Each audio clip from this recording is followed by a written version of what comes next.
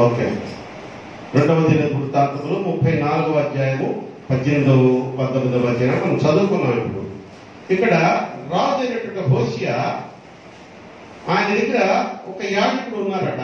ఆయన పేరేంటమ్మా? హిల్కియా. ఆయనకు ఒక ఏం దొరికింది? ధర్మశాస్త్రము గల గ్రంథం దొరికిందట. అది దొరికినప్పుడు దాన్ని శాస్త్రి అయిన షాపాను అనే వ్యక్తికి అది తీసుకెళ్లి ఇచ్చారు. ఎవరు? హిల్కియా. ఈ షాపాను రాజుగారి దగ్గర ఆ పరిశుద్ధ గ్రంథం అంటే ఏమంటారు, ధర్మశాస్త్ర గ్రంథాన్ని చదువుతూ ఏ విషయాలు చదువుతున్నాడట? అంది ఇందులో రాయలేదు కానీ ద్వితీయోపదేశ కాండంలోని 28వ అధ్యాయం తీయద్దాం. ఎవరు తీయదు నా వైపు చూస్తున్నాండి. జాగ్రత్తగా వినండి, మీరు మాట వినండి, దేవుని మాట వినండి. ఈరోజు మీరు రెఫరెన్స్ కాదు. ద్వితీయోపదేశ కాండంలోని 28వ అధ్యాయం చదివి వినిపిస్తున్నాడట. ద్వితీయోపదేశ కాండంలోని 28వ అధ్యాయంలో ఏముంటుందో మనందరికీ తెలుసు. ఏముంటది? దేవుని ఆజ్ఞలను పాటిస్తే ఏ ఆశీర్వాదాలు మీకు వస్తాయి, దేవుని ఆజ్ఞను తిరస్కరిస్తే ఏ శాపాలు మీ మీదకి వస్తాయి అని వివరిస్తున్నప్పుడు, ఆయన చదువుకుంటూ పోతున్నప్పుడు దేవుని ఆజ్ఞ వింటే ఆశీర్వాదాలు శాపాలు వస్తాయి కాబట్టి జస్ట్ ఆ శాపాలు అనే శాస్త్రి చదివి వినిపిస్తున్నాడు. ఈ విధంగా పాస్టర్ గారు లేకపోతే పెద్ద పెద్ద సువార్థికులు వచ్చి వివరిస్తారు. చూడండి, ఒక వాక్యం తీసుకుని దాని గురించి వివరణ ఇస్తారు. అలా వివరించగల జస్ట్ చదువుకుంటూ వెళ్ళిపోతున్నాడు. చదువుకుంటూ వెళ్ళిపోతుంటే ఆ రాజు ఏం చేశాడంట? తన బట్టలు చింపుకొని పశ్చాత్తాపడి ఏడుపు మొదలు పెట్టాడంట. దేవునికి స్తోత్రం చెప్దాం. హల్లెలూయా. ఒక శాస్త్రి ధర్మశాస్త్రములోని ఒక ప్రాముఖ్యమైనటువంటి ఒక వాక్య భాగాన్ని తీసుకొని చదువుతుంటేనే విని పశ్చాత్తాపం పొంది గుండెలు బాదుకొని బట్టలు చింపుకొని దుఃఖిస్తున్నాడట. మరి ఈ రోజుల్లో దేవుని వాక్యం ద్వారా మనకి ఏదన్నా ఈ విధమైన ఖండితులు కానీ లేకపోతే ఏ విధమైనటువంటి హెచ్చరికలు కానీ వస్తే ఈ విధమైనటువంటి పశ్చాత్తాపం మనం పడుతున్నామా? ఒకసారి ఆలోచించుకోండి. దేవుడు ఎన్నిసార్లు మీతో మాట్లాడుతున్నాడు. ప్రతి ఆదివారం మాట్లాడుతున్నారు, ప్రతి శుక్రవారం ఆరాధనలో మాట్లాడుతున్నారు. ఈ మధ్య కరోనా సందర్భముగా శనివారం ఆరాధనలు కొంచెం తగ్గించాం. అయినా ఆరాధన అంటూ జరిగే 1, 2, 3 సమయాన్ని బట్టి మనం చూసుకుందాం. స్పందన ఏంటంటే చెప్పండి. స్పందన అంటే రియాక్షన్, అంటే నీ మూమెంట్. నువ్వు ఏ విధంగా ఆ స్పందన అంటేనే ఇంకేం చెప్పేది? అది చెప్పిన దానికి రియాక్షన్ అంటారు. దేవునికి స్తోత్రం. మంచిది. ఒక మొదటి గుంపు గురించి మాట్లాడుకుందాం. వాళ్ళు దేవుని వాక్యం విని వాయిదా వేస్తారంట. దేవునికి స్తోత్రం చెప్దాం. హల్లెలూయా. మొదటి గుంపు ఎవరండి? దేవుని వాక్యం వింటారు, దేవుని మాట వింటారు. మన సమస్య కదా, దేవుని మాటకు నువ్వు లోపడుతున్నావా? ఆ లోపడుతున్నాను అంటే ఇదిగో ఈ మొదటి గుంపులో ఉండకూడదు. దేవుని వాక్యం వింటారట, దేవుని మాట వింటారట, కానీ ఈ పశ్చాత్తాపడడం తదితర విషయాలు వాయిదా వేస్తారట. వాయిదా. దేవునికి స్తోత్రం. హల్లెలూయా. చూడండి, ఇదే మరి మనం చూసినట్లయితే ఒకసారి అపోస్తల కార్యములు తీయండి. అపోస్తల కార్యములు 24వ అధ్యాయము 24, 25 వచనాన్ని చూసినట్లయితే అపోస్తల కార్యములు 24వ అధ్యాయము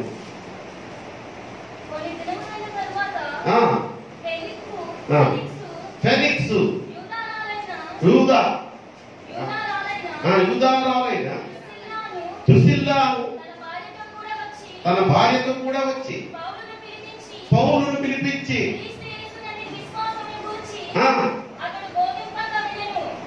ఎవరు బోధింపగా? పౌలు పిలిపించాడట. పౌలు బోధిస్తూ ఉంటే విన్నాడట. అంతేనమ్మా. 24, 25 కూడా చదవాలి. అప్పుడు అతడు నీతి, ఎవరు పౌలు గారు ఏం చెప్తున్నారు? పౌలు గారు నీతిని గూర్చి, ఆశా నిగ్రహం గూర్చి, రాబోవు విమర్శ అంటే ఉగ్రత గురించి, తీర్పు గురించి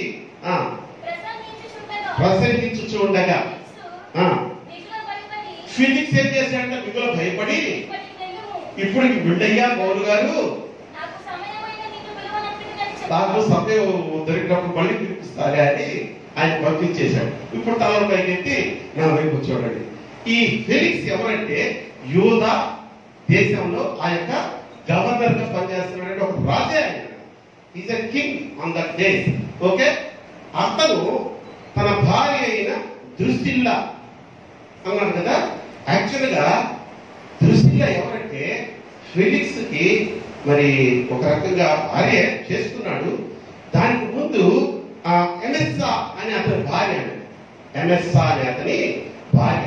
అసలు ఈ దృష్టిలో ఎవరంటే మరి యాకోబుని శిరచ్ఛేదం చేసి చంపించేశారే, ఎవరైనా ఆయన పేరేంటి? హేరోదు రాజు అంటారు కదా. హేరోదు రాజు యాకోబు భక్తుణ్ణి శిరచ్ఛేదం చేసి చంపించేశాడు. ఆయన కూతురట దృశ్యల్లా. ఆ రాజుగారు తన కుమార్తె అయినట్టు దృశ్యల్లాని ఎమెస్సా అనే ఒక అతనికి ఇచ్చి, దగ్గర బంధువుకి ఇచ్చి వివాహం చేశాడు. ఆమె అందచందాల గురించి విని చూచి ఈ ఫిలిక్స్ ఏం చేశాడంటే దౌర్జన్యంగా ఆమె ఎత్తుకొని వచ్చేసి, రాజులు అలాగే కదా చేస్తారు, ఆమె వివాహం చేసుకున్నారు, ఉన్నాడు. ఇతనేమన్నా మొదటి వివాహమా? ఫిలిక్స్ కి కాదు. ఇతనికి ఆల్రెడీ పెళ్ళయింది, భార్య ఉన్నాడు, ఉంది, బిడ్డలు ఉన్నారు. అయినా కూడా పాపం పని చేశాడు. సరే, ఊరపడకుండా పౌలు గారిని పిలిపించాడు. ఎందుకు? పౌలు గారి గురించి విన్నాడు. ఆయన ఏదో పెద్ద బోధకుడట, చాలా మంచి మాట చెప్తున్నాడట, ఏదో యేసుక్రీస్తు ప్రభు వారి బోధ చేస్తున్నాడట. పిలిపించుకుంటే పౌలు గారు రావడం ఏదెత్తుకున్నాడు? నీతిని గురించి, తర్వాత ఆశా నిగ్రహం గురించి, 3 తీర్పు గురించి చెప్పడం మొదలు పెడితే ఈ ఫిలిక్స్ కంట భయము పుట్టి ఏం చేశాడు? మారు మోసుకుంటాడా? పశ్చాత్తాపడ్డాడా? పౌలు గారు నాకు కొంచెం టైం లేదు, నేను వేరే పని చూసుకోవాలా అని చెప్పి ఆయన పంపించేశాడు. మళ్ళీ పిలిపిస్తానయ్యా. ఏం చేశాడు? బోధించబడుతున్నటువంటి వాక్యాన్ని గర్భిస్తున్నటువంటి ఆ గద్దెంపు అంటే నీతిని గురించి చెప్పాడు. పౌలు గారు ఏం చెప్పాడు? నీతి ఏంటి? దైవ నీతి ఏంటండి? ఒక మనిషికి ఒక భార్య, ఒక ఆదాముకి ఒక హవ్వ, ఒక ఆదాముకి 7 హవ్వలు కాదు, ఒక ఆదాముకి 12 మంది హవ్వలు కాదు. ఇది దైవ నీతి. ఆశా నిగ్రహం గురించి చెప్పాడు. ఆశా నిగ్రహం అంటే ఏంటి? చూసిందంతా నాకు కావాలనుకోవడమే. నా తల్లులా అది దక్కించుకోండి ముందుకి కదా. మా పురుషులంటే ఏదో లైట్ గా కొంచెం కోరిక పోతానే, ఇల్లు కూడా మామూలు కాదు. ఆయన ఎంత కాదమ్మా. ఆశా నిగ్రహం గురించి చెప్పాడు పౌలు గారు. ఫెలిక్స్ కి నీతిని గురించి చెప్పినప్పుడు ఇతనేంటి నా బతుకంతా చెప్తున్నాడేంటి? ఆశా నిగ్రహం అంటే నిగ్రహం లేకుండా వేరే వాడి భార్యను తీసుకొని వచ్చి పెళ్లి చేసుకోవడం అది భయంకరమైనటువంటి తప్పు కదా. అది కాకుండా ఆశా నిగ్రహం ఏంటంటే ఈ ఫిలిక్స్ కంట ఇవి కాకుండా పెళ్లి కూడా చేసుకోవాలని మనసులో కోరుకుంటారు. ఈ ధైర్యుడు నా మనసులోని మాటలనే చెప్పేస్తున్నాడేంటి అని భయపడి ఏం చేశాడు? ఫిలిక్స్ మారు మూసుకుందాడా? ఈ ఇంతవరకు చాలే అన్నాడు. చివరిగా ఏం చెప్పాడు? నీతి గురించి చెప్పాడు పౌలు గారు, ఆశా నిగ్రహం గురించి చెప్పాడు. తర్వాత ఏం చెప్పాడు? తీర్పు అంటే నీ ఇష్ట ప్రకారము నీకు అధికారం ఉంది కదా అని కనిపించిన పాపమంతా చేస్తున్నానేమో, భయము భక్తి లేకుండా ఉంటున్నాను. తీర్పు అనేది ఉంటది. తీర్పులో పడ్డావా, ఆ దేవుని చేతిలో ఉగ్రతలో పడ్డావా, అది భరించడం నీ వల్ల కాదు, నా వల్ల కాదు తెలుసా అని చెప్పాడు. కానీ ఇంత ఎంత బోధించిన భయపడ్డాడు, వణికాడు, పౌలు తరివేశాడు, కానీ పశ్చాత్తాపడలా. మారు మనసు పొందేదానికి ఏం చేశాడు? వాయిదా వేశారు. మొదటి గుంపు ఎవరన్నా దేవుని మాట వింటారు, దేవుని వాక్యం వింటారు, కానీ ఇది వాయిదా బ్యాచ్. దేవునికి స్తోత్రం చెప్తాం. హల్లెలూయా. ప్రియమైన దేవుని బిడ్డలారా, ఈరోజు దేవుడు మనతో మాట్లాడుతున్నాడు. ఫిలిక్స్ చూపించాడు. ఫిలిక్స్ గురించి పౌలు గారు మాట్లాడినటువంటి మాటలు ఆయన పశ్చాత్తాపడకుండా జార వేసి వాయిదా వేసిన పరిస్థితుల్ని ఈరోజు దేవుడు మనతో ముచ్చటిచ్చారు. ఏది? ఒక ఉదాహరణగా, ఒక ఉదాహరణ కాదు, ఒక చూపించారు సాదృశ్యంగా. ఈరోజు మనల్ని అడుగుతున్నాడు, ఎన్నిసార్లు మనల్ని దేవుడు గద్దించడం లేదు మన పాపాల గురించి, దాని గురించి వచ్చే శాపాల గురించి, నువ్వు మారు మనసు పొందడం గురించి, మారు మనసు పొంది బాప్తిసం పొందడం గురించి, రక్షణలోకి నడిపించడం వాటి గురించి ఎన్నిసార్లు, ఎన్ని మార్లు గద్దించి వాక్యం ద్వారా హెచ్చరిస్తుంటే వింటున్నారు. మారు మనసు పొందినట్టే ఉంటారు చర్చిలో. ఆహా, ఈ బిడ్డ డెఫినెట్ గా నెక్స్ట్ వారం వచ్చి దేవుని సన్నిధిలో మోకాడుని ఆమె పశ్చాత్తాపడి మారు మనసు పొంది బాప్తిసం తీసుకుంటుంది అంటే ఆ ఒక్కటి అడక్కు అని వాయిదా చేస్తున్నారు. దేవునికి స్తోత్రం. హల్లెలూయా. వాయిదా. చూడండి, ఈ వాయిదా ఫిలిక్స్ వేసిన తర్వాత అతను ఎంత ఘోరమైన శిక్షను అనుభవించాడో ఒకసారి చెప్పి ముందుకు వెళ్తాను. 2 సంవత్సరాల తర్వాత, పౌలు గారు మాట్లాడి వెళ్ళిపోయిన 2 సంవత్సరాల తర్వాత మళ్ళీ పౌలు గారిని పిలిపించలేదు, కానీ ఫిలిక్స్ యెరూషలేము పట్టణం మీదకి భయంకరమైన భూకంపం వచ్చిందట. భూకంపం వచ్చి అప్పుడు చాలా మంది చనిపోతే మిగిలిన వాళ్ళు, బ్రతికున్న వాళ్ళు ఆ కోప ఆవేశంలో ఏం చేశారంటే ఈ ఫిలిక్స్ మీద కోపంతో ఆ రాజా భవనం మీద పడి కనిపించిన ఈయన 2వ భార్య అయిన ద్రుసిల్లాను కత్తితో పొడిచి చంపేశారు. అతని బిడ్డను కత్తితో నరికి చంపేశారు. ఆ విషయం తెలుసుకున్న ఫెలిక్స్ బహుదుఃఖాకాంతుడై పిచ్చి పట్టిన వాడై అతను ఎటుపోయాడో, తన మరణం ఎలా జరిగిందో కూడా చరిత్రకు అందలేదట. మారు మనసు పొంది ఉంటే, పశ్చాత్తాపడి ఉంటే, పౌలు గారి బోధ విన్నప్పుడు, పౌలు గారు ఎవరు? దైవజనుడు, దేవుని సేవకుడు. పౌలు గారి నోటి నుంచి వచ్చిన మాట ఎవరిది? పౌలు గారిదా? ఆ రోజు ఫెలిక్స్తో దేవుడు పౌలు గారి ద్వారా మాట్లాడాడు. ఈ రోజు మీ సేవకుడితోటి, దైవ సేవకుడి ద్వారా మీతో దేవుడు మాట్లాడుతున్నాడు అని అనుకోవాలి. ఇప్పుడన్నా దేవునికి స్తోత్రం చెప్తారా? హల్లెలూయా. మంచిది. ప్రియమైన దేవుని బిడ్డలారా, మీరు అనుకోవచ్చు, చూడండి, సామెతలకు చూడద్దు, ఎవరు వాక్యాలు తీయద్దని చెప్పేది. సామెతల గ్రంథంలో ఒక సామెత ఉంటుంది. ఎన్నిసార్లు గర్తించినా, ఎన్నిసార్లు నిన్ను హెచ్చరించిన లోబడిని వారికి హఠాత్తుగా ఏమొస్తుందట? మరణం కాదు, నాశనం వస్తుందట. మరణం అన్నది అక్కడ. మరణం అంటే అంత పోతే పీడ, చచ్చి ఊరుకుంటావు. నాశనం అంటే నువ్వు బతికేమంటావు, భరించలేని కష్టాలు అనుభవిస్తావు. మళ్ళీ అప్పుడు ప్రభువా నాకెందుకు ఈ కష్టాలు విన్నావా అడుగుతాడు దేవుడు. నీకెందుకు ఈ కష్టాలు, నీకెందుకు ఈ నష్టాలు, నీకెందుకు ఈ శాపం? దైవజనుడు, దైవ సేవకుడు, నీ యొక్క పరిచారకుడైనటువంటి వాడు అక్కడ నిలబెట్టి దేవుని మాటలు చెప్తే పశ్చాత్తాపడి మారు మనసు పొంది బాప్తిసం పొందకుండా, రక్షణలోకి రాకుండా వాయిదా వేస్తావా? అందుకే నా తల్లి, అందుకే నా తండ్రి అంటాడు దేవుడు సమాధానం. సో దేవుని మాటకు నువ్వు ఈరోజు లోపడుతున్నావా? దేవుని మాట వింటున్నావా? విని ఆయన చెప్పినట్టు చేస్తున్నావా అనేది అంశం. దాంట్లో మనం చూసుకున్న మొదటి భాగం ఏంటండి? దేవుని వాక్యం వింటారట, వాళ్ళు అద్భుతంగా ఆసక్తిగా వింటారట. అమ్మా తల్లి, ఓ నాయన, ప్రసాద్ గారు, అన్న దేవుని వాక్యం బాగా వింటావట నువ్వు, కానీ రక్షణ అంటే వాయిదా వేస్తావట. కానీ ప్రసాద్ గారు ఎప్పుడో రక్షణలోకి వచ్చారు, దేవుని మాట విన్నా.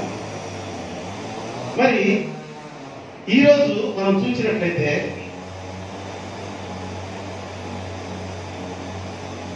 ఈ విషయాలు ఎన్నిసార్లు నీ పాపం స్థితి గురించి, నీ అతిక్రమం గురించి, ఇంకా వాక్యానుసారంగా నువ్వు నడవకుండా దైవభక్తి చేస్తున్నట్టు నటిస్తున్న నీ నటన బట్టి ఎన్నిసార్లు దేవుడు మాట్లాడినా కొంతమంది ముదురు ఉంటారు, సీనియర్ విశ్వాసం అంటారు. వాళ్ళు ఏమంటారు తెలుసా, పాస్టర్ గారు అలాగే మాట్లాడతారులేండి,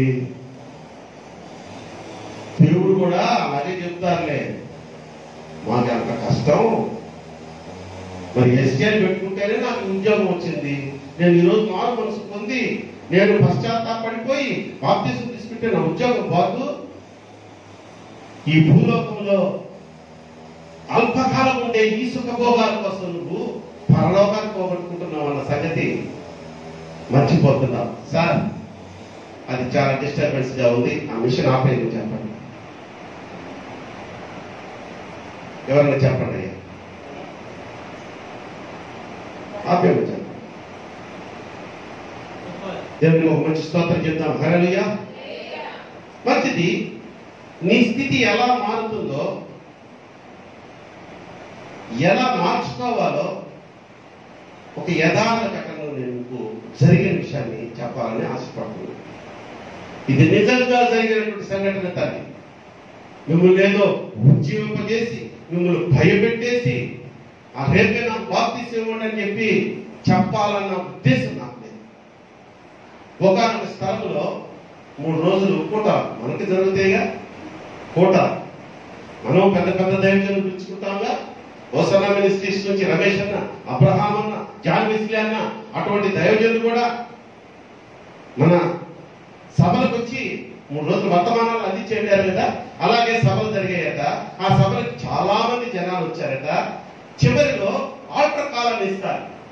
అంతా చెప్పి పోతా, నువ్వు నిజంగా మారు మనసు పొందితే, నిజంగా యేసు నాకు కావాలి, నాకు రక్షణ కావాలి, నేను రక్షణ లేకుండా ఉన్నాను, నేను దైవజనుల ద్వారా నేను ఈ మాట విన్నాను, మారు మనసు పొందాను, నాకు బాప్తిసం కావాలి అన్నవారు మీ యొక్క చేతులు చూపించండి అంటారు లాస్ట్ లో. That is called altar call. చాలా మంది చేతులు చూపిస్తుంటారు సభల్లో. సభల్లో చేతులు చూపించిన వాళ్ళు నెక్స్ట్ లేచి నుంచోండి అంటారు. లేచి నుంచుంటారు. వాళ్ళ కోసం ప్రత్యేకంగా ప్రార్థన చేసి ఇక్కడ కూర్చోబెట్టారు.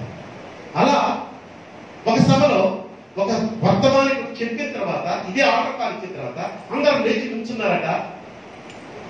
చూస్తుంటారు కదా, స్టేజ్ మీద ఉంటారు, అందరూ కనిపిస్తుంటారు కదా, 100 మంది కనిపిస్తుంటారు ఆయనకి. ఆ లేచి నుంచున్న వాళ్ళలో సడన్ గా ఒక యవ్వన కుమార్తె లేచి నుంచొని కాసేపట్లో నుంచొని తప్పని కూర్చున్నాడు. నేను చూస్తానే ఉన్నాడు. ఆర్డర్ కాల్ ఇచ్చిన కూర్చొని డైరీ మీద రాసుకుంటూ ఉన్నాడు.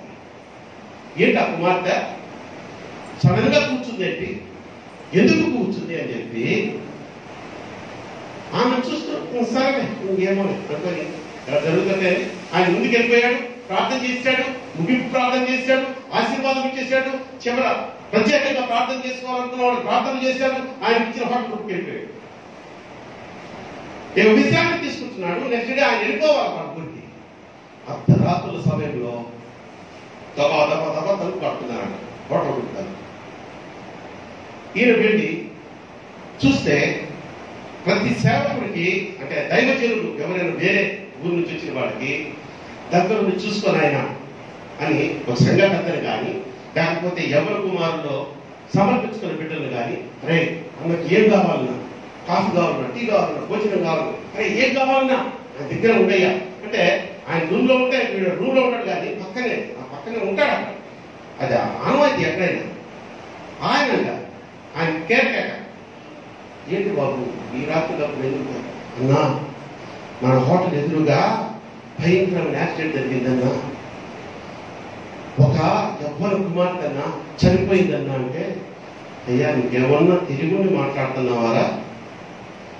ఆ అమ్మాయి ఎవరో చనిపోతే ఈ రాత్రులు నేను అసలు అలసిపోయినాను, నన్ను లేపాల్సిన అవసరం ఏంటి? ఏంటి బాబు నువ్వు అసలు స్పృహలోనే ఉన్నావంటే, అన్నా వేరే వాళ్ళైతే నేను ఎందుకు చెప్తానన్నా, ఇప్పుడు మనం మీటింగ్ ముగించుకొని వచ్చాం కదా, మన మీటింగ్ లో కనిపించిందన్న అమ్మాయిని చూసి నాకు బాధేసి మీరు చెప్తామని వచ్చాను.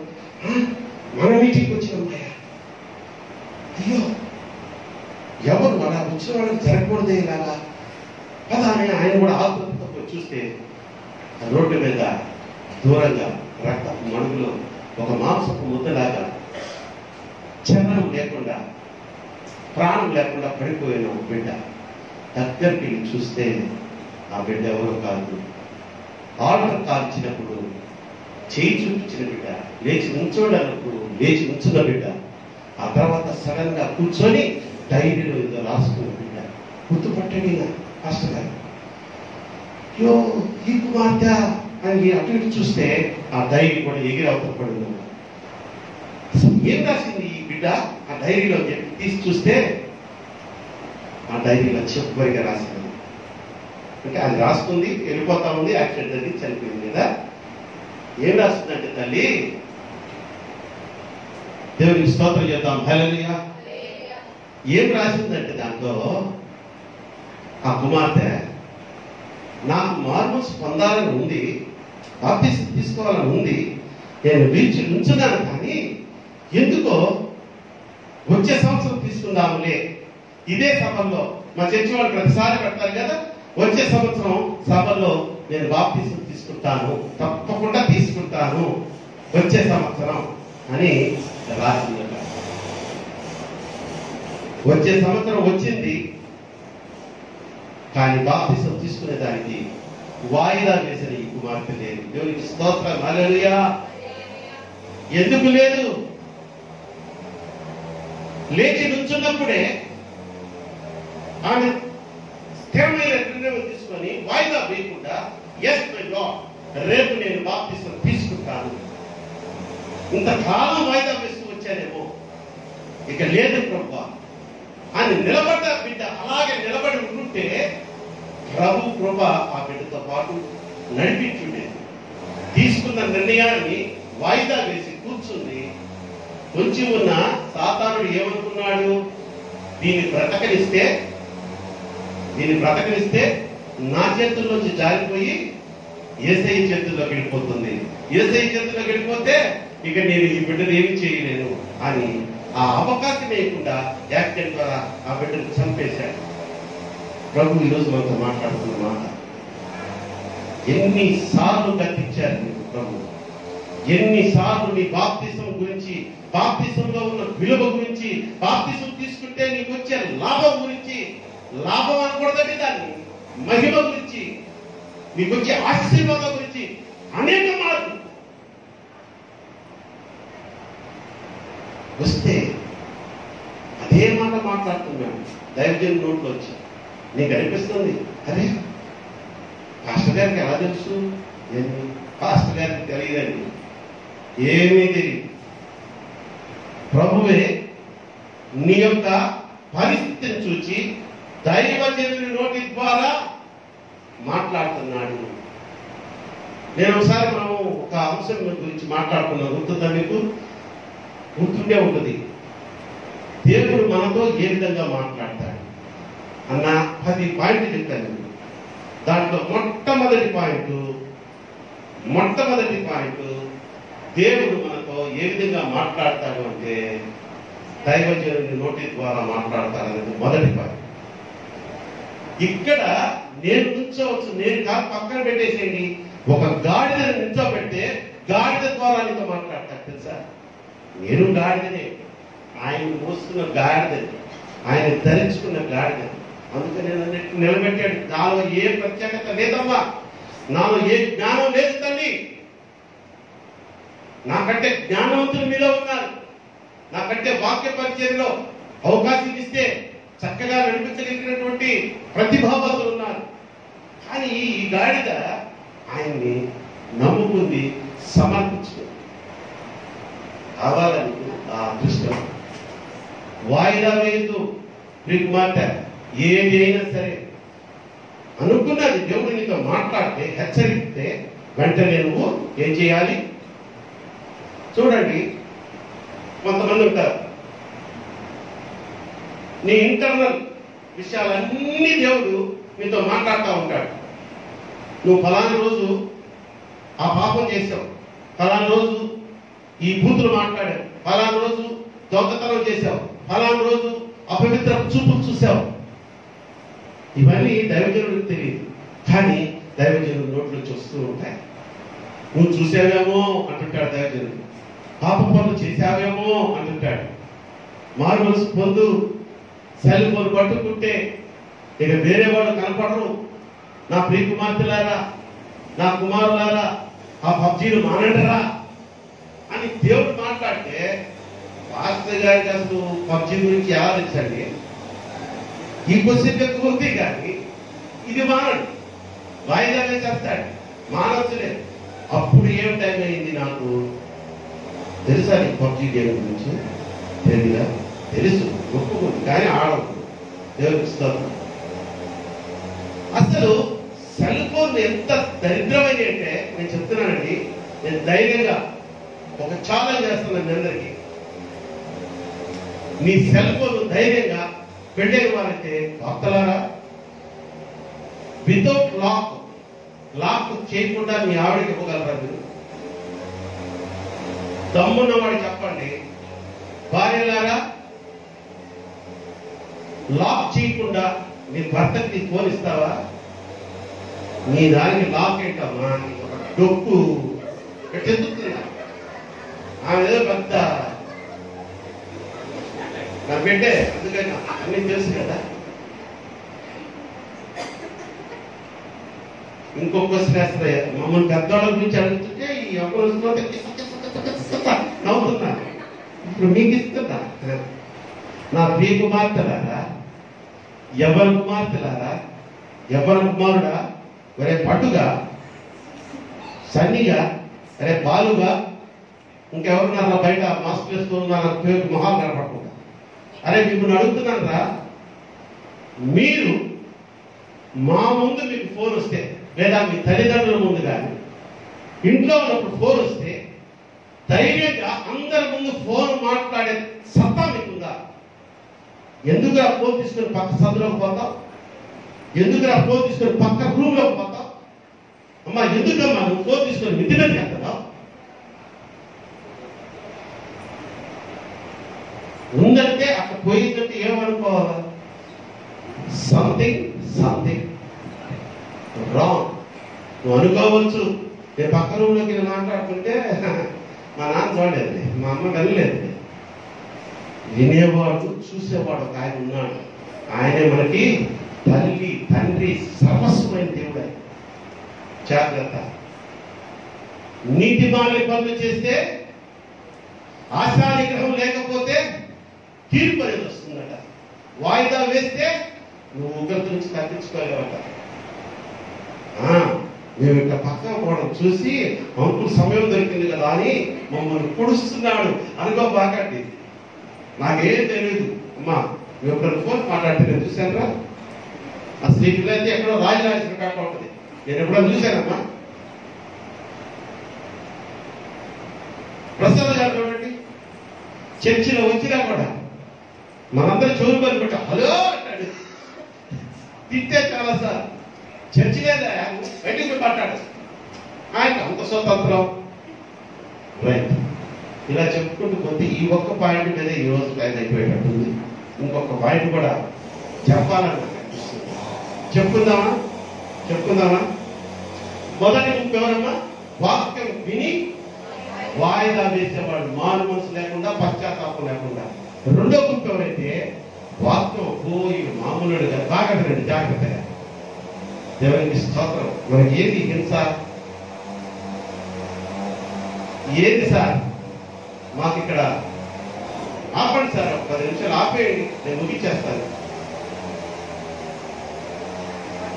మంచిది తల్లి. వాక్యం విని వాళ్ళంట విమర్శిస్తారు.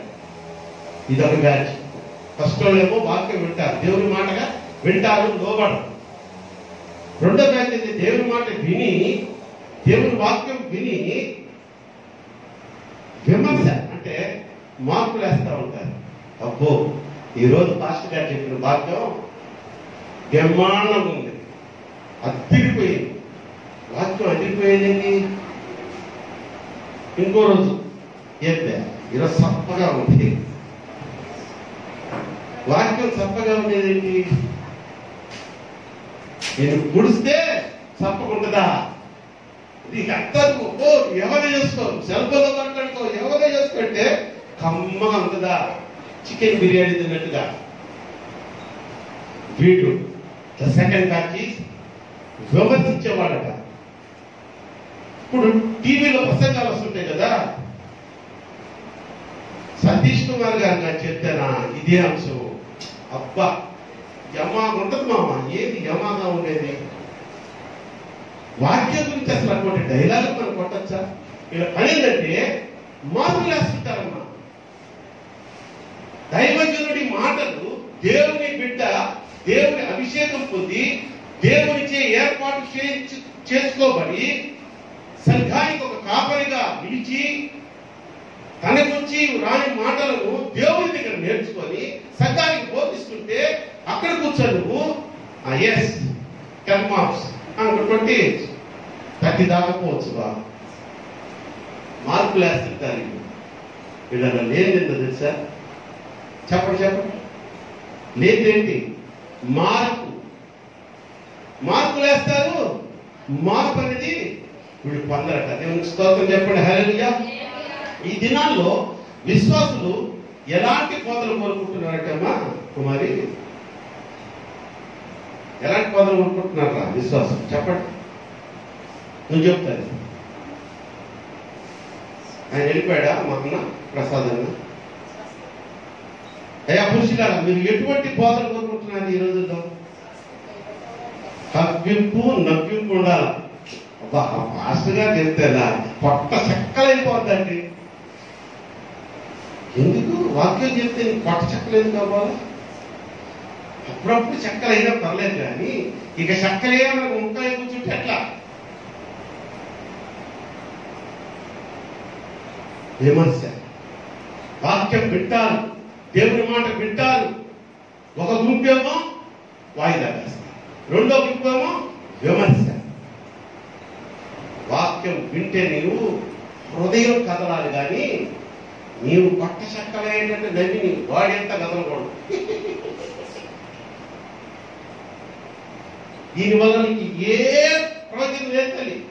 చాలా ఇది కదలాలి. ఇది అమ్మా నెనకులమ్మా అదే కదా. ఇది కదిలినప్పుడు ఆ వాక్యము నీలో ఎంత పవర్ఫుల్ గా పనిచేస్తుందంటే, ఎంత పవర్ఫుల్ గా నిన్ను ఆధ్యాత్మికంగా నడిపిస్తుందంటే దేవుని మహిమను అప్పుడుకప్పుడే మీరు అనుభవించుదురుగాక. విశ్వాసుల అనుభవాల్లో ఒక చిన్న విషయం చెప్తాను నేను. పాత కప్ప కొత్త కప్ప అనే చిన్న ఒక ఉపమానం చెప్తారు. ఎప్పుడైనా విన్నారా ఎక్కడనేది? పాత కప్ప కొత్త కప్ప. దేవునికి స్తోత్రం చేద్దాం. హల్లెలూయా. కప్పలు ఎక్కడుంటాయి? నీళ్ళల్లో ఉంటాయి. ఒక చెరువు ఉందమ్మా. ఆ చెరువు ఒడ్డులో సాకర బండ ఉందంట. చాకరి బండ అంటే చాకలో వెళ్ళి దాని మీద ఉతుకుతారు. ఈ కప్పలు ఏం చేస్తాయంటే కాస్త చల్లగా నీడగా ఉంటుందని ఈ బండల కింద చేస్తాయి. ఒక కప్ప ఒక చాకలి వంటి బండ కింద చేరిందంట. చాకలి వారు వచ్చాడు, దవా దవా అని బాగుతున్నాడు, బట్టలు ఉతుకుతున్నాడు. అది బండ మీద ఆ దెబ్బ పడినప్పుడల్లా ఆ దెబ్బ ఎక్కడ తగ్గుతుంది? బండ కింద కప్ప మీద పడుతుంది. కప్ప మీద దెబ్బ పడినప్పుడల్లా ఉరికి పడుతుందంట. ఉరికి పడుతుందండి. ఇది అబ్బా ఏం పడుతుంది? సరే, కొంతకాలానికి ఇంకో బండ వచ్చింది, ఇంకో బండ వచ్చింది, అట్లా కొన్ని బండలు వచ్చాయి. చాలా మంది పెరిగాయి, బాధలు ఎక్కువైంది, కప్పలు ఎక్కువైంది, బండల కింద చేరింది. ఒక్కొక్క సాగరం ఇది కొడుతుంది. కొంతకాలానికి ఈ ఫస్ట్ లో ఉన్న కప్పలు ఏం చేశారా? అలవాటు పడిపోయాయి. ఈ దెబ్బలకి అలవాటు పడిపోయింది. ఇప్పుడు ఎంత దవి అయిపోయినా చూస్తలేట. వాటిల్లో ఒక కొత్త కప్ప వచ్చి చేరింది ఓ బండ కింద. చేస్తే ఆ బండ మీదకి ఒక చాకలాయ వచ్చి దమని పడుతుంటే కొత్త కప్ప కదా తిరిగి పడుతుంది అంటుంది. ఈ పాత కప్ప ఉందే అలవాటు పడిపోయి ఆ దెబ్బలకి నవ్వుతుందట. కప్ప తీసి కొత్త కప్ప వచ్చే కొత్త కప్ప ఈడే పడతాడే ఈ సాగరోడు. నెక్స్ట్ వస్తాడు ఒకడు, అమ్మో కూర్చుడండి వాడిదే ఏ బాధుడు వచ్చాడు అంటే అన్నట్టు వాడు వచ్చాడంట. వాడు ఉతుకుతుంటే మంచి దుప్పట్లు ఉతుకుతున్నాడేమో, దెబ్బలు పడుతుంటే ఇంకా అయ్యా ఉంటుంది. ఎందుకు చెప్పారంటే ఈ పాత కప్ప మొదట్లో దెబ్బ పడినప్పుడు అలాగే ఉలిక్కిపడింది కదమ్మా. అలవాటు అయిపోయిన తర్వాత ఏమైంది? ఇంతేనా? కొత్త కప్ప కొత్తగా ఉంది కాబట్టి ఆ దెబ్బలు ఉలికి పడుతుంది. ఈ ఉపమానం చెప్పే ముందు ఏం చెప్పాను నేను? విశ్వాసుల అనుభవాలు అన్నా. సంఘంలోకి వచ్చే విశ్వాసులు కూడా అలాంటి వాళ్ళు. పాత కప్పలంటే పాత విశ్వాసులు ఎన్ని మార్లు గద్దించిన కొత్తగా చెప్తూ ఉంటారులే. ఆ మాటలకి వాళ్ళు చలనం ఉండదు. అదే కొత్త కప్పలు ఉంటాయంటే కొత్తగా విశ్వాసులు వస్తారు. కొత్తగా వచ్చిన విశ్వాసంలో ఎలా ఉంటుందంటే ఆసక్తి. అసలు వాడి విత్తే పాస్టర్ గారి మాట ఇట్లా చూస్తుంటారు. ఒక్కొక్క మాట అంటే వాళ్ళు కొత్తగా ఉంది. మా మనసు పోతే నరకం పోతామా? నాకు తెలియదే. అమ్మో ఇటు నరకంలో అగ్ని ఆరదు, సాగుదా, అమ్మోనే మార్చుకుందాం. ఇవన్నీ కొత్త విశ్వాసం. ఈ విశ్వాసులు ఈ మాటలు విని విని విని కాతకప్పలాగా తయారయ్యి ఇది ఎన్ని చెప్పినా వినని స్థాయికి వస్తారు. ఆ స్థాయికి పోకముందే మనం ఏమవ్వాలంట? మారు మూసుకుంది రక్షణ కావాలి. దైవ సేవకుడు దేవుడి వాక్యం బోధిస్తూ ఉంటే విని దాన్ని దిద్దుకోవాలి. కానీ దైవజనుడికి నువ్వు మార్పులు వేస్తా పోతావా? మార్పులు వేసే కొద్ది నీకు మార్పులు తగ్గిపోతూ ఉంటాయి. ప్రియమైన దేవుని బిడ్డలారా, 2 విషయాలు చెప్పాను, ముగిస్తున్నాను. ఇంకా 2 విషయాలు ఉన్నాయి. అవి వచ్చేవాళ్ళని చెప్పుకుందామా? అమ్మో ఇదేంటి నాయన మమ్మల్ని ఈ విధంగా బాధ్యారు అనుకోబాకండి. ఇది నా మాటలు కాదు. నా విషయంలో ఈ సంఘంలో ఏదైనా బోధ చేయాలి అంటే నిజంగా సోమవారం నుంచి శనివారం దాకా నేను ఎంత వేదన పడతానో. నాకు ఇంట్లో కొన్ని కౌంటర్లు వస్తుంటాయి. నేను ఇదే వినడం, రాసుకోవడం అంటే ఏమంటే రేపు బల్లారాధన మీకు ఎక్కువ టైం ఉండదు. ఏంది పేజీలు రాస్తున్నారు, కొన్ని జోకులు నా మీద. దాన్ని బట్టే మీకు అర్థమైపోయింది ఎంత శ్రమ పడతామని. ఎందుకంటే అమ్మా ఇక్కడికి నేను చెప్పానే, కొత్తగా ఆ రోజే మన సంఘానికి వచ్చిన బిడ్డ ఉంటారు, సంవత్సరం నుంచి వస్తున్న బిడ్డ ఉంటుంది, 10 సంవత్సరాల నుంచి వస్తున్న బిడ్డలు ఉంటారు, 30 సంవత్సరాలుగా నాటుకుపోయిన బిడ్డలు ఉంటారు. దేవుని స్తోత్రం. వీళ్ళందరికీ ఒకటే వాక్యం గంటలో చెప్పేయాలి. అది అందరికీ హృదయానికి తాకాలి. ఏదో 4 ముక్కలు రిఫరెన్స్ చేసుకొని యేసు ప్రభువు శిలువ మీద రక్తం కార్చాడు, మన కోసం మరణించాడు, 3వ దినం లేచాడు, ఆయన పునరుద్ధారణ వెళ్ళిపోయాడు, ఆ పునరుద్ధాన శక్తి ఇచ్చాడు, మీ అందరికీ ఆ పునరుద్ధాన శక్తి పొందుతుంది కాక అనేసి చెప్పుకోవచ్చు. ఎందుకు మాకు ఈ శ్రమ? ఎందుకు మాకు ఈ వేదన? ఎందుకు మాకు కడుపులో బాధ? సంఘంలో సగం మంది రక్షించబడి సగం మంది రక్షించబడకుండా ఉంటే ఎంత బాధ! ఆఫ్టర్ మనిషిని నాకే ఇంత ఉంటే నా సహ విశ్వాసుల గురించి, సంఘ బిడ్డల గురించి దేవుడికి అంటున్నారు. మన కన్న తండ్రి అమ్మ అంటున్నాడు, నిన్ను నా అరచేతిలో చెక్కుకొని ఉన్నాడంట. ఆయన అరచేతిలో చెప్పుకున్నాడంట. అరచేతిలో ఎవరైనా చెప్పుకుంటారా? చెప్పుకోండి మీరు. ఈ మధ్య ఆపించి కూడా వచ్చింది కదా, అంత యూత్ ట్రెండ్, పచ్చబొట్టు పొడిపించుకుంటున్నారు. ఆ బొట్టు పొడిపించుకున్నంత సేపు కూడా ఉండడాడు. ఈమె నువ్వే నా దైవం, నువ్వే నా ధ్యానం అనేసి పచ్చబొట్టు, ఇది జన్మను చచ్చిందాక పోదు, వాడేమో వారంలో నేను వదిలేసిపోతాడు. అప్పుడు పోతావు ఎక్కడికి నువ్వు? Police station. ఏం కాదు, వాడు డబ్బులు కొడుతున్నాడు, అమెరికాకి వెళ్ళిపోతున్నాడు. ఇంటి స్టోరీలమ్మా. టీవీ పెట్టండి, ఇటువంటి స్టోరీ లేని న్యూస్ ఉంటుందా? పేపర్ తీయని న్యూస్ పేపర్ ఇటువంటి స్టోరీ లేని న్యూస్ ఉంటుందా? అయినా మనకు యవ్వన కుమార్తెలకు కుమారులకి బుద్ధి రాదు. ఎన్ని మార్లు గద్దించినా, దేవుని మాటలతో ఎన్ని మార్లు మీతో మాట్లాడినా నువ్వు లోపడుతున్నావా? ఒకసారి ఈరోజు అంశం మీద చెప్పండి. ఏదమ్మా అంత నిరసన చెప్తున్నారు? గట్టిగా చెప్పండి. లోపడుతున్నావా? మరి ఇప్పటిదాకా లోపడకపోతే ఇక మీదట నేను లోపడతాను ఆయన అని స్థిరమైన నిర్ణయం తీసుకో. ప్రభువు నిన్ను తన కృపలో నడిపించును గాక. మొదటి గుంపు ఎవరని చెప్పాను? దేవుని మాట వింటారు కానీ. రెండో గుంపు ఎవరని చెప్పాను? దేవుని మాట వింటారు కానీ మార్కులు వేస్తారట, విమర్శిస్తారట. ఈరోజు బాగా చెప్పాడు వాక్యం. ఈరోజు ఏంటి వాక్యం ఏంటి? బాప్తిస్మం వాడిస్తాం. వాడిష్టం అయితే బలవంతం తీసుకెళ్ళి అక్కడ చెరువులో పుచ్చుతున్నామని మీ ఇష్టమే. కానీ బాప్తిజం తీసుకుంటే వచ్చే రక్షణ ఏంటి? రక్షణ పొందితే దానిలో ఉన్నటువంటి ఆనందము, దానిలో ఉన్నటువంటి ఆశీర్వాదం ఏంటనేది చెప్తాం. చెప్పమని దేవుడు మాకు ఇచ్చినటువంటి ఆజ్ఞ. నేను చెప్పకపోతే అమ్మా నాకుంటుంది అక్కడ, మామూలుగా ఉండదు. మాకు మీకు ఒకటంటే మాకు రెండంట.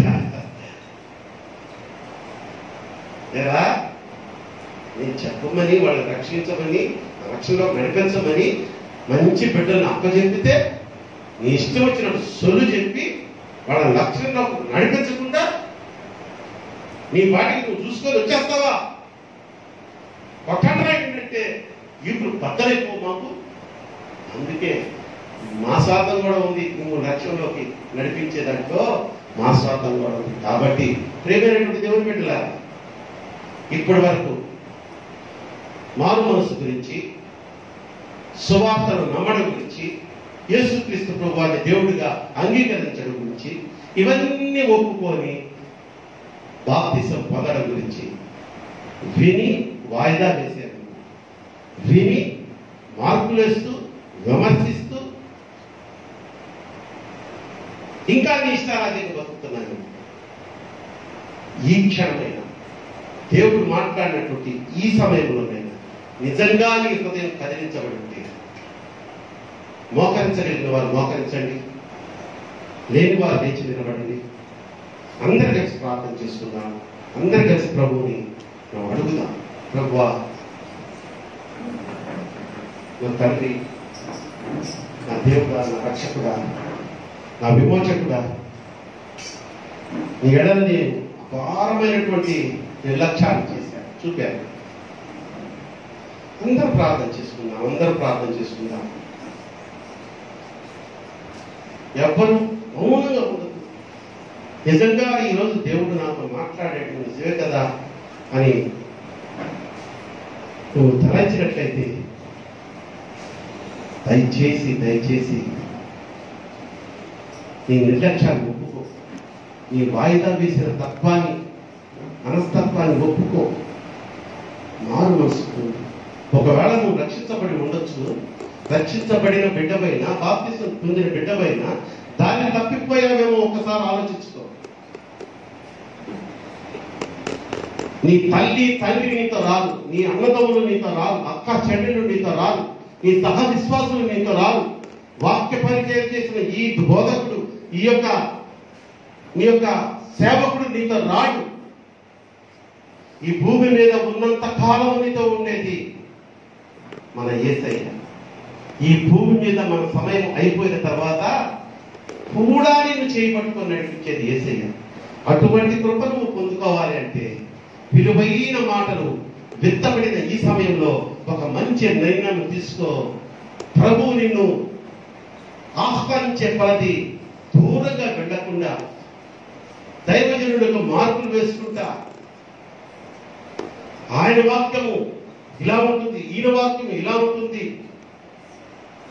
ఎవరి వాక్యమైనా ఆ దైవజనుడి నోట్లోంచి వచ్చే వాక్యము దైవ వాక్యము, దేవుడు మాట్లాడిన వాక్యముగా భావించండి. ఎవరు నిర్లక్ష్యంగా ఉండొద్దు నా ప్రియమైన దేవుని బిడ్డలారా. కావాలంటే నీ పాదాలు పట్టుకొని నేను బ్రతిమలాడుకుంటానమ్మా. అయ్యా నీ పాదాలు పట్టుకొని బ్రతిమలాడుకుంటాను.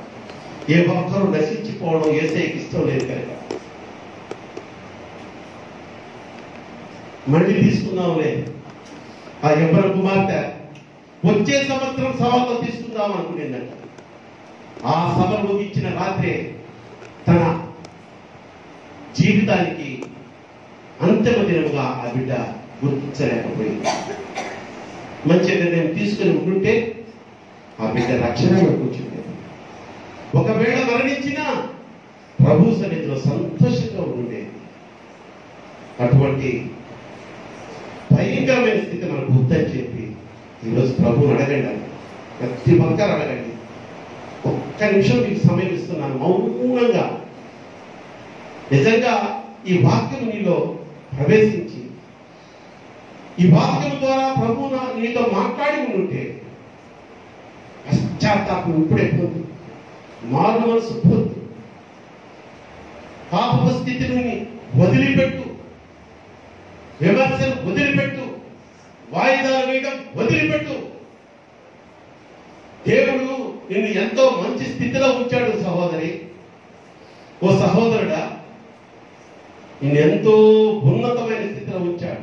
ఆర్థికంగా బలపరిచారు, ఆస్తిపరంగా బలపరిచారు, ఉద్యోగరీతిగా బలపరిచారు, నీ జ్ఞానాభివృద్ధి కలుగజేశారు, సమాజంలో నీకు ఒక ఉన్నత స్థితిని ఇచ్చారు. వీటిని చూసుకొని మురిసిపోతున్నావేమో. దేవుని కృప నా మీద ఉంది, కానీ నీకు రక్షణ లేదు. రక్షణ లేని నీకు ఈ భూలోకంలోనే ఈ సుఖభోగ విడిచిపెట్టావా? భూలోకాన్ని పిలుపుని అందుకున్నావా? ఇక ఛాన్సే లేదు. పరలోక ద్వారం దగ్గర కూడా నేను రాను. ఆ మరణ దూతలు నిన్ను సరాసరి పాతాళానికి తీసుకొని వెళ్ళిపోతాయి. అక్కడ ఏడుపులు పళ్ళు కొరుకుటై ఉంటుందట. ఏడుపు ఎక్కడ ఉంటుందండి? బాధ కలిగించే ప్రదేశంలో ఉంటుంది. పళ్ళు కొరకడం ఎక్కడ ఉంటుందండి? భరించలేనటువంటి ఆ యొక్క వేదనను నువ్వు భరించలేక పళ్ళు కొరుకుంటావట.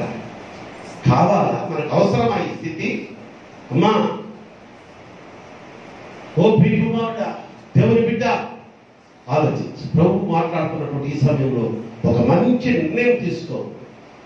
నేను బాప్తిసం తీసుకుంటాను, నేను మారుమనసు పొందాను, నేను పశ్చాత్తాపడుతున్నాను, నాకు రక్షణ కావాలి, నాకు బాప్తిసం పొంది ప్రభు ఉచితంగా ఇచ్చే ఆ పరలోక రాజ్యము నాకు కావాలని వారు దయచేసి సిగ్గుపడకుండా, వాళ్ళు చూస్తున్నారు వీళ్ళు చూస్తున్నారని మొహమాట పడకుండా, వాయిదా వేయకుండా మీ చేతులు చూపించండి.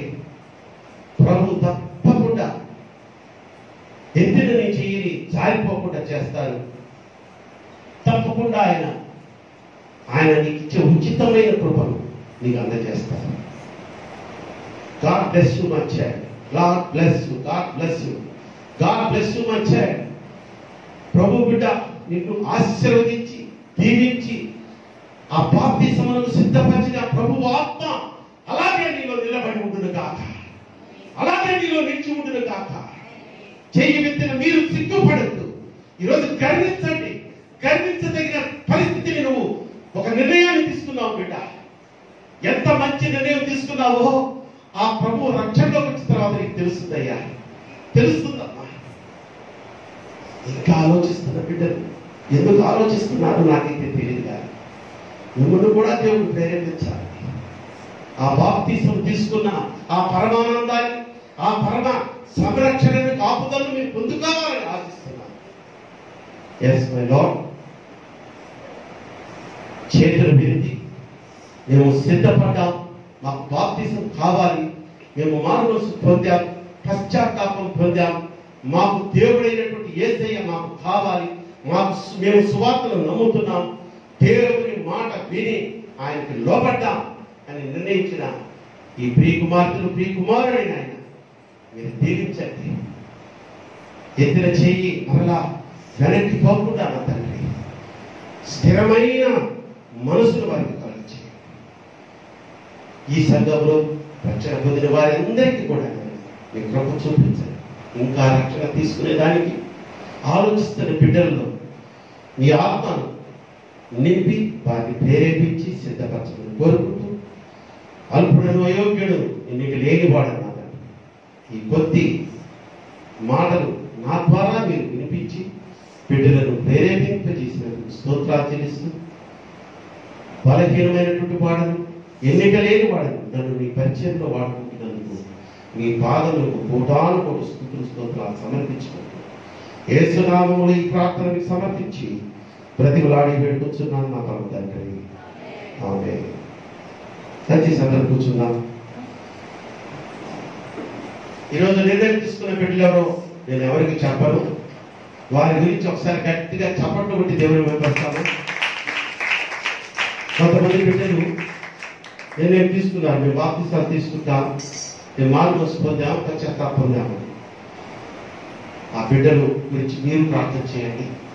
అతి త్వరలో వారికి నేను బాప్తిసం ఇచ్చి ప్రభు లక్ష్యంలోకి తీసుకువెళ్తాను.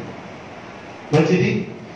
ప్రియమైన దేవుని బిడ్డలారా, కృతజ్ఞతా కానుకలు సమర్పించుకున్న వారు, సిద్ధపడి వచ్చిన వారు ఏమైనా ఉన్నట్లయితే దయచేసి ముందుకు రండి.